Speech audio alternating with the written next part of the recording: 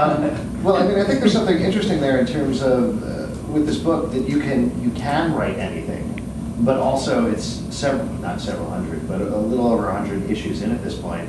So there's already a lot of whatever you want that's been done. So how do you make sure that whatever you're doing next is as distinct as possible? Well, he gets paid by the word. I mean, the cheap gratuitous answer is, you get to be me. And you do what any writer does when you're faced with a situation, which is come up with something new.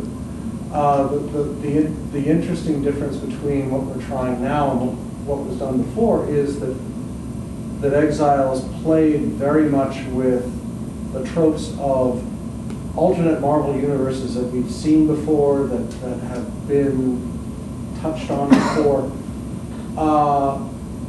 over in and around worlds that just popped out of whole cloth, but they were all based on fundamental realities of the universe, the characters as we know them. I think what we're trying is anything goes. Don't expect to see variations on the Fantastic Four or the Avengers, or if you do see variations on the Avengers, they might be descended from insects.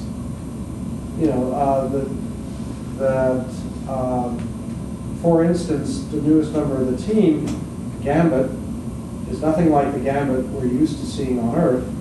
For one thing now, he's a good guy, which evidently is not the case anymore. But his father is Namor. So in an upcoming arc, he's on a world and he meets Atlanteans. And he runs into his grandmother, except in this world, she isn't his grandmother. She's responsible for keeping the pesky human race in line. So there's a moment of like, you're not my grandson, you're the wrong color. And my grandmother's like that too. Yes, no, I won't go that.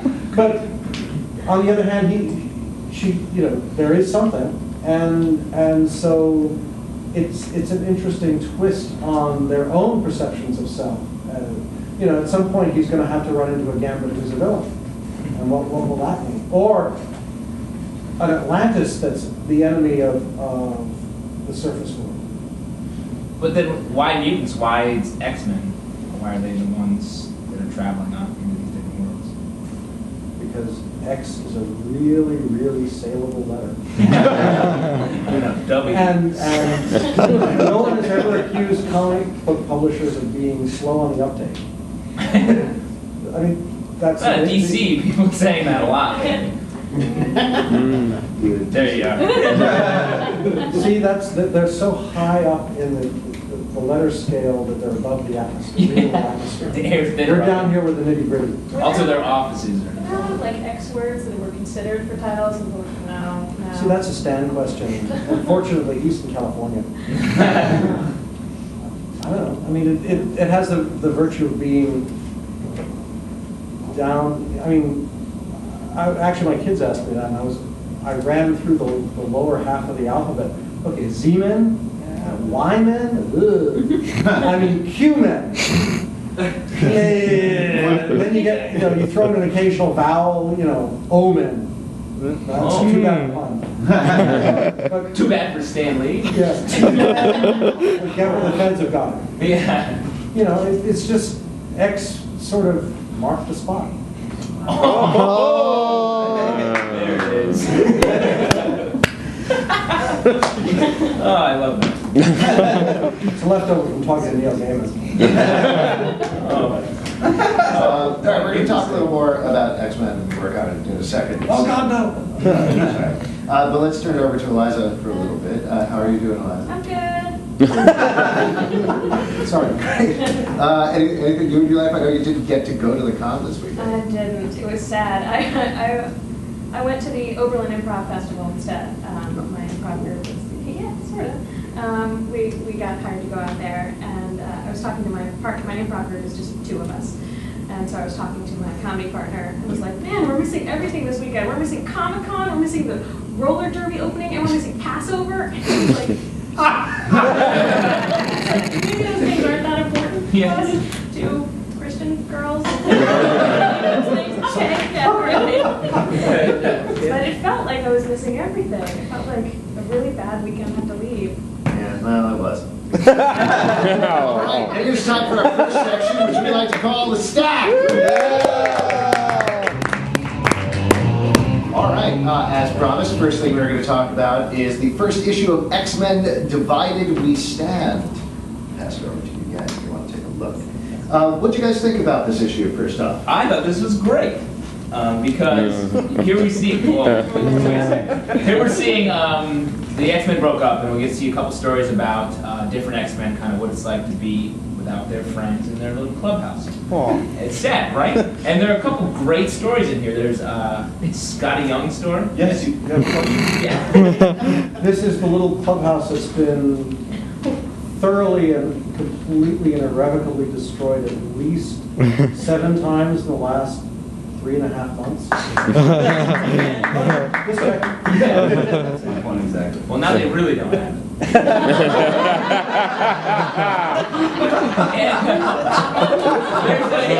It's getting so hard to live near New York. Yeah, Westchester County is a war zone. I'll say New York. I don't even drive fast. Yeah.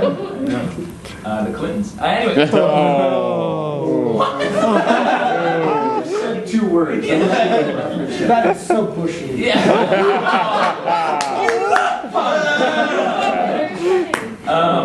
There's also a great Scout Hunter story in here, which is really cool. That's a character you don't hear about. That's right. Exactly. Great minds think alike. Scroll. Seems like a few of these are characters, you know.